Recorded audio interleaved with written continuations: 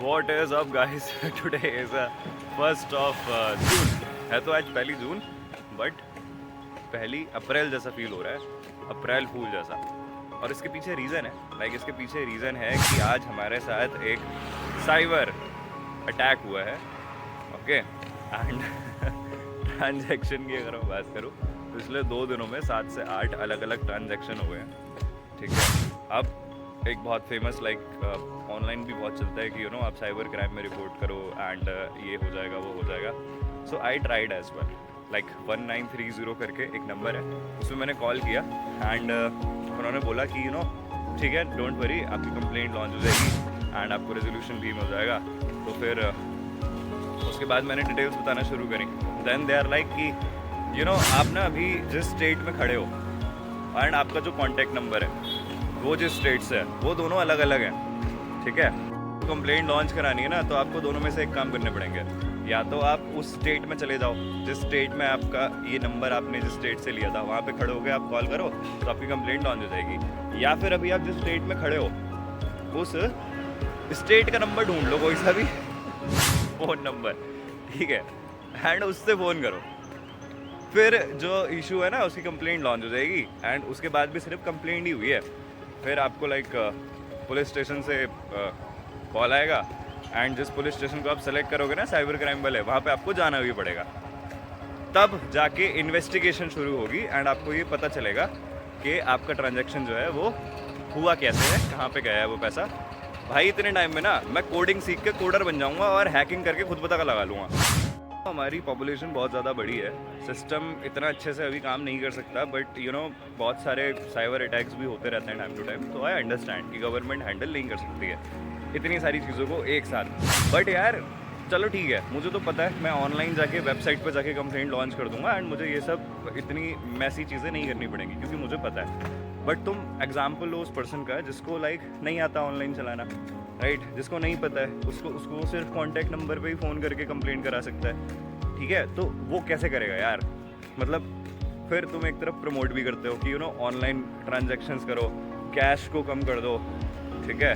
तो बंदा कैश भी ना रखे, वो ऑनलाइन रखेगा तो उसका पैसा गायब कर लोगे। मतलब तुमने नहीं करा है बट जो भी कर रहा है सिक्योरिटी तो नहीं दे पा रहे ना, भाई कैश में रख लें, सच्चा सोना खरीद के। भाई वही तरीका सही था कि जितना पैसा मिला लिफाफे में शाम को, मतलब रोज़ की दिहाड़ी जो पहले मिलती थी लोगों को, उसको आराम से लिफाफे में रखा, सुनार की दुकान पर गए, उससे सोना खरीदा, एक छोटा सा 10 रुपये का मटका लिया, उसमें रख के और मिट्टी में गाड़ दिया। भाई घंटा कोई नहीं ढूंढ सकता कि तुमने क्या कहाँ रखा है, सही है ना। कल लो चुरा लो तुम उसको, जाओ।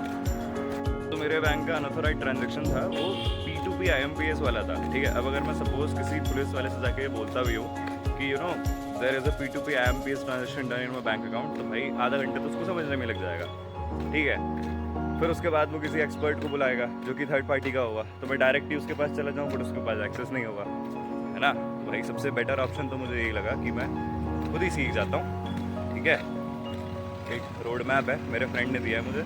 सबसे पहले तुम HTML सीखो, फिर CSS, फिर जावास्क्रिप्ट, फिर जावा, उसके बाद फिर एक कोई भी पाइथन सीख लो, फिर लिनक्स, नेटवर्किंग। इतना सीखने के बाद you will be able to crack any kind of software, और डेटाबेस में जाके हम पता लगा सकते हैं रिवर्स ट्रैकिंग और फुटप्रिंटिंग के साथ कि कहाँ से हुआ और कैसे हुआ ये सब, ठीक है।